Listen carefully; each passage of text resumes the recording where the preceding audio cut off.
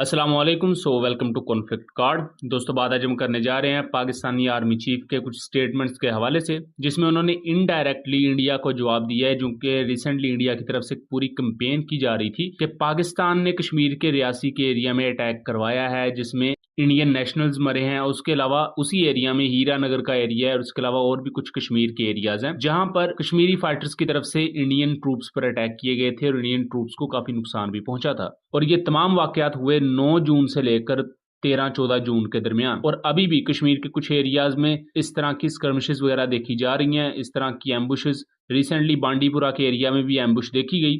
अब ये वो तमाम चीजें हैं जो कि सोशल मीडिया पर जो ओसेंट अकाउंट्स होते हैं, ओपन सोर्स इंटेलिजेंस प्लेटफॉर्म, वो रिपोर्ट कर रहे होते हैं। यहाँ ऐसा भी होता है कि जो मेन स्ट्रीम मीडिया होता है मुल्कों का, वो इसे कवर ही नहीं करता या उन्हें कवर करने की इजाजत ही नहीं होती, लेकिन जो सोशल मीडिया पर ओसेंट अकाउंट्स होते हैं वो इनको कवर कर रहे होते हैं। दोस्तों, Pakistani army chief general Asim Munir ने एलओसी का दौरा किया। स्पेसिफिकली बताऊं तो एलओसी पे हाजी पीर सेक्टर है, वहां का दौरा किया। ईद का दिन वहां गुजारा और यहाँ आर्मी चीफ ने कहा है कि India masking aggression on Kashmiris with provocations against Pakistan, के इंडिया मुख्तलिफ किस्म के जो टेरर एक्ट्स अपना रहा है कश्मीरियों के खिलाफ या कश्मीर में, फिर उसको फेस कवर देने के लिए पाकिस्तान का नाम लिया जाता है। ये बेसिकली इसे जियोपॉलिटिक्स में या पॉलिटिकल साइंस या उसके अलावा स्ट्रेटेजिक स्टडीज में वील्ड थ्रेट या वील्ड एक्विजिशन कहा जाता है, जहां एक मुल्क दूसरे पर इल्जाम लगाता है या अपनी स्टेटमेंट में उसका नाम लेता है बगैर उसका नाम लिए। यानी कि आर्मी चीफ ने इनडायरेक्टली इंडिया को बावर करवाया है कि हमें तमाम आपके खेल का पता है कि आप क्या करना चाह रहे हैं या क्या आपकी बेसिकली स्ट्रेटजी है। और जब रियासी पिलग्रिम अटैक पर हमने वीडियो बनाई थी, तब भी हमने कहा था कि पाकिस्तानी रियासत को इसका जवाब देना चाहिए किसी ना किसी शक्ल में, क्योंकि इंडियन साइड पर पूरी एक कंपेन लॉन्च की गई और अभी तक वो कंपेन जारी है सोशल मीडिया पर, जिसमें यह कहा जा रहा है कि इंडियन कश्मीर में जो अटैक्स हैं वो पाकिस्तान करवा रहा है। बहरहाल, मैं इसकी थोड़ी सी बैकग्राउंड हिस्ट्री बता दूं। वैसे तो हमने इस पर डिटेल वीडियोज बनाई हुई हैं, लिंक मैं डिस्क्रिप्शन में दे दूंगा। 9 जून को क्या होता है कि एक बस होती है हिंदू पिलग्रिम्स की, जो कि वहां के एक लोकल शिव खोरी टेम्पल की तरफ जा रहे होते हैं।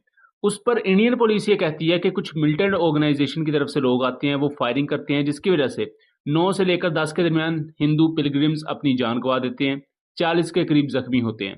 अब जाहिर बात है ये एक अटैक था सिविलियंस पर, और इसको लेकर अब इंडियन मीडिया में पूरे का पूरा एक नैरेटिव बिल्ड किया जाता है कि इसके पीछे पाकिस्तानी मिलिटेंट्स मौजूद हैं, पाकिस्तानी इन जंगजुओं ने अटैक किया है इस इंडियन पिलग्रिम्स की बस पर। लेकिन उसकी सीसीटीवी फुटेज कोई नई ही तस्वीर पेश करती है, जहां बस के साथ ही इंडियन पुलिस की गाड़ी थी, जिसकी वजह से शकूक शुबहात ऐसे पैदा होने शुरू होते हैं कि ये अटैक खुद इंडिया ने ही करवाया है। हम इस चीज की बहस में नहीं जाते, हम आपको वो तमाम एस्पेक्ट बताएंगे जो कि हुए हैं। इसके बाद वही हुआ जो एक्सपेक्टेड था। इंडियन सोशल मीडिया हैंडल्स और इंडियन मीडिया ने पूरी कंपेन लॉन्च कर दी पाकिस्तान के खिलाफ, और इवन इंडियन पॉलिटिशियंस ने डायरेक्टली या इनडायरेक्टली पाकिस्तान को धमकियां देनी शुरू कर दी। जैसा कि यहाँ अगर आप इस इंडियन पॉलिटिशियन को देखें जिनका नाम रामदास अथवाले है, ये बीजेपी की एक हमायती पार्टी है और इसमें उन्होंने वाजे कहा है कि पाकिस्तानी कश्मीर में अटैक किया जाए और पाकिस्तान को सबक सिखाना चाहिए। लेकिन दूसरी तरफ इंडियन पुलिस ये क्लेम कर रही होती है कि अभी तक किसी भी कश्मीरी फाइटर मूवमेंट ने इस हमले की जिम्मेदारी कबूल नहीं की। लेकिन इंडियन मीडिया के बहुत से सोर्सेज ये कह रहे होते हैं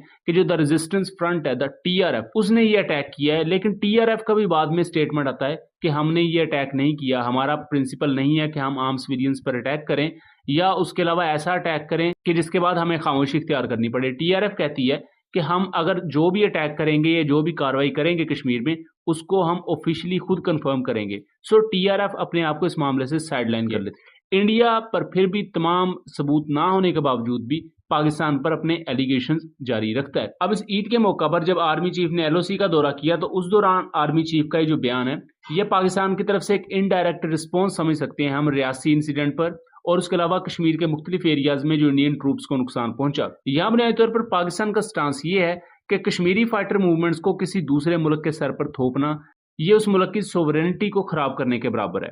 क्योंकि सेम इसी तरह के नताइज हम 2019 में भी देख चुके हैं, जब 14 फरवरी को पुलवामा अटैक हुआ था, जो कि कश्मीरी नौजवान ने किया इंडियन ट्रूप्स पर, जिसमें 40 से ज्यादा इंडियन सोल्जर्स मारे गए। लेकिन उसका इल्जाम पाकिस्तान पर लगाया गया और किसी भी किस्म के सबूत नहीं दिए गए थे। देन पाकिस्तान के खिलाफ 26 फरवरी को बालाकोट के एरिया में जारहियत की गई, जिसका जवाब फिर 27 फरवरी को दिया गया। इसी तरह इंडियन सोशल मीडिया हैंडल्स की तरफ से ये भी खबर चलाई जा रही है, जैसा कि आप यहाँ देख सकते हैं, ये एक इंडियन बीजेपी का माउथपीस आप कह रहे हैं या जो भी आप इसे समझ लें, कि जो मास्टरमाइंड है रियासी इंसिडेंट का, वो उसका ताल्लुक लश्कर तैयबा से है, उसका नाम मौलवी दीन सईद है और उसे पाकिस्तान में कत्ल कर दिया गया है। हालांकि ऐसा ना कोई इंसिडेंट हुआ है और ना ही मेरा ख्याल है कि मौलवी दीन सईद या जो भी नाम है जो घड़े जा रहे हैं नाम, ये कोई रियलिटी में शायद एग्जिस्ट भी करते हैं।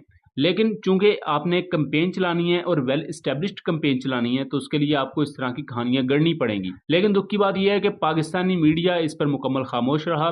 पाकिस्तानी मीडिया अपने लोकल पॉलिटिक्स के झंझटों से ही निकलेगा तो वो कोई नेशनल सिक्योरिटी की बात करेगा। और इसी तरह पाकिस्तान के सोशल मीडिया हैंडल्स हैं जो कि एक दूसरे के साथ गुत्थम गुत्था हैं, उन्हें कोई नेशनल सिक्योरिटी की ना परवाह है और ना वो उस पर बात करना मुनासिब समझते हैं। यहाँ पाकिस्तानी आर्मी चीफ ये भी कहते हैं कि कश्मीरी लोगों की जो स्ट्रगल है इंडियन इलीगली ऑक्युपाइड कश्मीर में, उसे हर तरह से सपोर्ट किया जाएगा और ये एक ब्लंट रिस्पॉन्स है बाय द वे। और यहाँ ये भी बावर करवाया गया कि पाकिस्तान इस खित्ते में अमन और स्टेबिलिटी चाहता है, लेकिन अगर पाकिस्तान को प्रोवोक किया जाएगा और पाकिस्तान के खिलाफ किसी भी किस्म का वायलेंट एक्ट किया जाएगा तो उसका जवाब पूरी ताकत से दिया जाएगा और तब किसी भी किस्म का कंप्रोमाइज नहीं किया जाएगा, सेम एज जैसे 2019 में किया गया था। सो उम्मीद करता हूँ चीजें क्लियर रही होंगी। वीडियो पसंद आई हो तो इसे ज्यादा से ज्यादा शेयर कीजिएगा एंड चैनल को सब्सक्राइब कीजिएगा। मिलेंगे अगली वीडियो में, तब तक के लिए अल्लाह हाफिज।